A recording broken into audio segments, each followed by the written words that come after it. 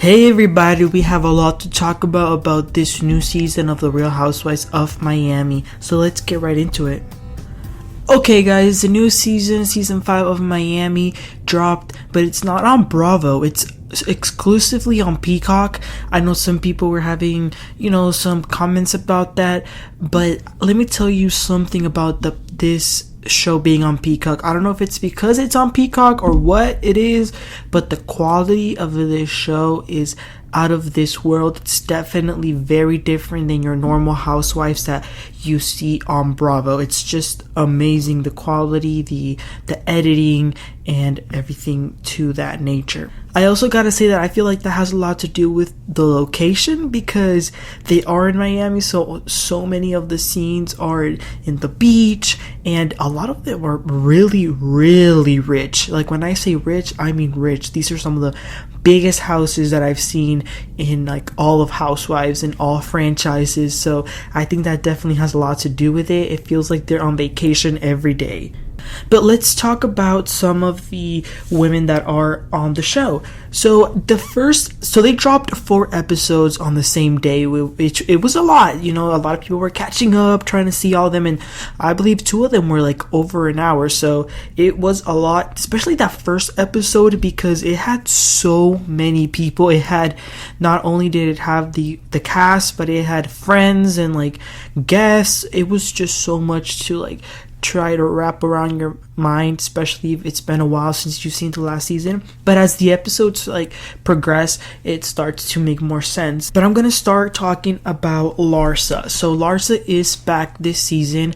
I didn't watch the original Real Housewives of Miami back in the day, but I did hear that she was on the show when it first began, and a lot of people were commenting that she looks very different. So I went back and I looked at some of her pictures from when she started, and it looks like a very different person, I will say that. But Larsa just got a new penthouse. She was looking for a new home, and she got a very awesome penthouse. It's like one of the best buildings in Miami, and she can see like pretty much the entire city. But that building will be a little bit of a problem with Lisa, but we're going to get into that just a little bit later. But Larsa is planning this new beginnings party. She had some problems with Julia and with Lisa, but she is planning to do this party called the New Beginnings, and she's doing it at the penthouse. So that's pretty cool. She says that a lot of rich people live there. I mean, it must be rich people because it's a very high class penthouse. We also have Alexia. I really like Alexia because she's really cool, but she's also classy, and what's going on with her is that her and her husband got married, they eloped, but they want to have a party now to celebrate with all their friends and family. So we get to see that process of them planning the party and then actually having the party. They have the party on a yacht, and it's a hell of a party. I wish I would have been there because it looked very fun. Unfortunately for Alexia, she is going through some problems. I don't know if you guys remember from last season, but there were some problems with her older son and her soon-to-be husband, but now it is her husband, so I think some of those issues have been put to rest. But she is going through some problems, but that involve her son's girlfriend. So they talk a little bit about that, and she does talk to her son about that issue as well. But somebody who's not really happy with Alexia is Guerdy. Guerdy is the girl that's a party planner, and they showed some of the pictures of the parties that she has done, and they look really cool. I think that she's really good at her job, and there are sometimes, like, depending on what she's wearing, she kind of reminds me of Marlo. Does she remind anybody else of Marlo? She kind of looks like her. But like I said, she is mad at Alexia because Alexia, according to Guerdy, she had asked her to plan I think it was her wedding. Yeah, her wedding party. And according to Guerdy, she says that Alexia said that she used her brother's memorial as a point of reference. So Guerdy is really mad that Alexia would use a funeral or a memorial as inspiration for the wedding party. So she's kind of telling this to some of the women. Whenever Guerdy and Alexia do talk, she didn't bring it up, So I'm not sure why Guerdy didn't bring it up, if it was bothering her so much, but she didn't. But we haven't really gotten anything else from her just yet. Somebody who we have gotten quite a bit has been from Nicole. Now, Nicole is a doctor and she has a mansion. She has a humongous house, very nice. It looks like kind of a tough job, however, because they showed a scene where she had to do a 24-hour shift, which I think doctors do apparently. That's rough, but she is going through some issues regarding her dad. So her and her dad haven't really had the best relationships in terms of father and daughter. He hasn't been present. And they kept showing a scene, and I believe it was from last season, where they were having a meeting, but it just ended up really bad. So now in this season, Nicole is talking to her mother.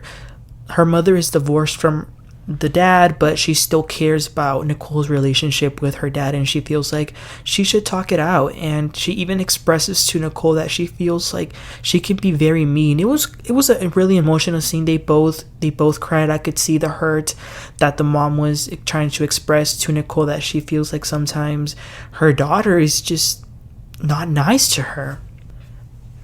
But Nicole wasn't really involved with a lot of the other women, so we saw a lot about her in her personal life, but we haven't really seen her in that group setting and interacting with the other women.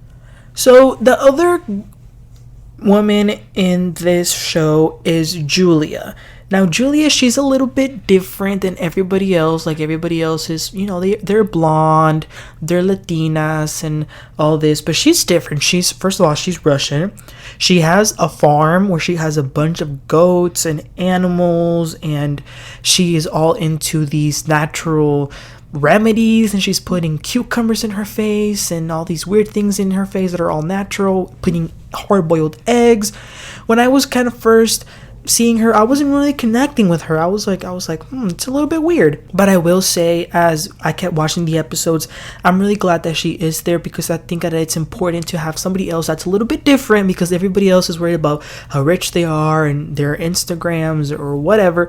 So it's kind of nice to see somebody else that's different to kind of change the dynamic just a little bit. However, she's going through some struggles with her partner, Martina, because Martina, she was a really famous tennis player, and she's been traveling a lot. So Julia has been by herself.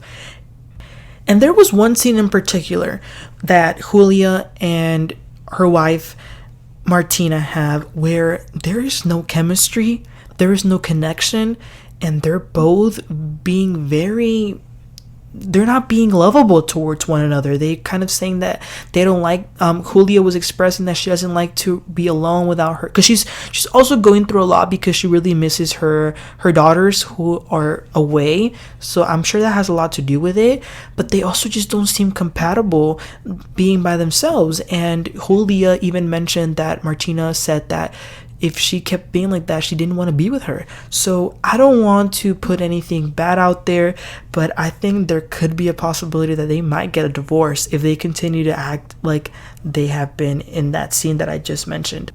And then last but not least, on the main cast, we have Lisa. As you guys remember, Lisa and Larsa didn't really end things on a good note when they were in New York last year. So they're not really okay. Now, Lisa, she made the mistake. She was hanging out with some of the friends of the show, which are Marysol and Kiki. And she made a comment, and I guess it was meant to be a joke. And she had mentioned that all the people that live in Larsa's buildings are OnlyFans people. She basically called the building a brothel, in other words. However, I feel like Lisa she kind of realized that it wasn't really a good joke. So she told Kiki that she was going to personally address the issue and tell Larsa what she said, so it wouldn't get misconstrued. However, Kiki, this is what I didn't like.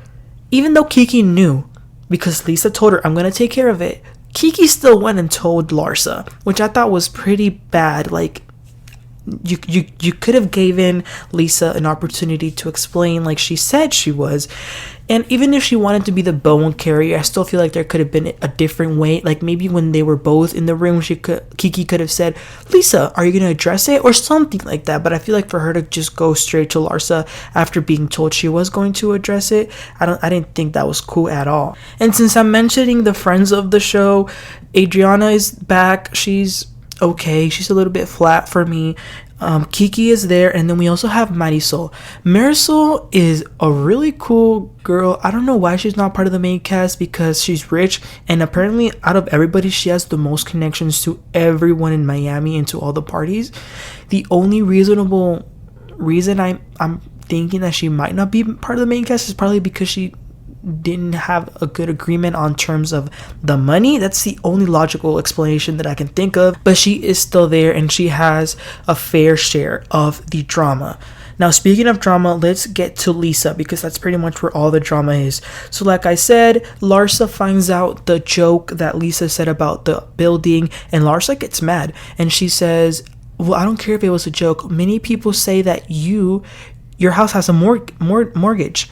And Lisa, this sends Lisa out of space. It makes her so mad for Larsa to say that she has a mortgage. She says that how dare she? That's a lie. And a lot of the women were saying having a mortgage isn't a bad thing. But for Lisa, that's one of the worst things that Larsa could have said to her. So we do have this back and forth for, I would say, probably 2 or 3 episodes, but you can tell that they are friends. They really do like each other, so they agree to move past it, and they both apologize to each other. So it's nice to see that. However, for Lisa, that is the least of her problems. So we get to see some of the scenes between Lisa and her husband, and you guys, it hurt to watch some of those scenes, because just the way that her husband Lenny would talk to her. For example, there was this one scene where they have a wine cellar, and they couldn't get the doors to open, so Lisa was jokingly trying to open the glass with her hands, and he screamed at her so ugly, like if he reprimanded her like she was a little girl, and said, "No, Lisa, don't do that." He was very angry. And then there was another instance where Lisa and Lenny were having a dinner, and one of her workers came and said, "Lisa, unfortunately one of the nannies fell and her arm was broken." So Lisa, being panicked as any person would, she thought of calling 911, to which Lenny once again reprimands her very, very angrily and says, "No, you do not call 911. It was hard to watch, like I said. And in almost all the scenes, he looked like he was annoyed to be around her presence. And it made me think, if he's willing to do this in front of the camera, I can't imagine how he must be behind the camera. He wouldn't even pay attention to her. He wouldn't even want to engage in conversations with her. And this brings us to the last scene of the last episode that they released. So Lisa threw a party because unfortunately one of her dogs lost all mobility, so they had to put him down. So they were kind of celebrating good vibes and kind of like carrying on the dog spirit. So all the women are there, and surprisingly everybody's getting along. Nobody's fighting, everybody's happy. But we get a hot mic moment with Lenny and another guy, and they're both talking about their relationships. And Lenny says that he is going to be single pretty soon. He's referring to Lisa. He says that he has known this for a while.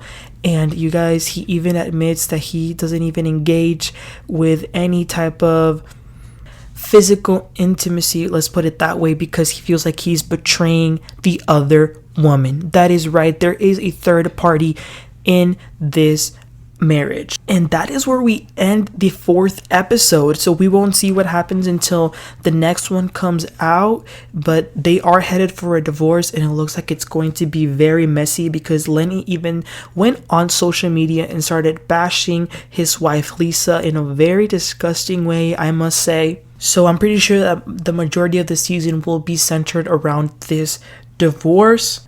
Like I said, I really did enjoy some of the episodes. It did seem like they were just like carrying along, and they were a little bit boring, but I feel like that's just because they dropped 4, so it was a lot. But I feel like once we get to a week to week basis. The episodes will become more entertaining, but I did like to see everybody, like I said, all the parties and all the things that they were throwing were just super cool. I'm glad that Larsa and Lisa did get to take care of their issue, but unfortunately for Lisa, she has a much bigger storm that is coming. But I want to hear, what did you guys think of these 4 first episodes of season 5, and what do you think about all the drama that's been going on, and did you enjoy, are you enjoying the show so far? So let me know in the comments. Don't forget to subscribe and like so we can talk about all of our favorite reality TV shows that are coming up. So thank you guys, and until the next one, y'all have a great one. Bye.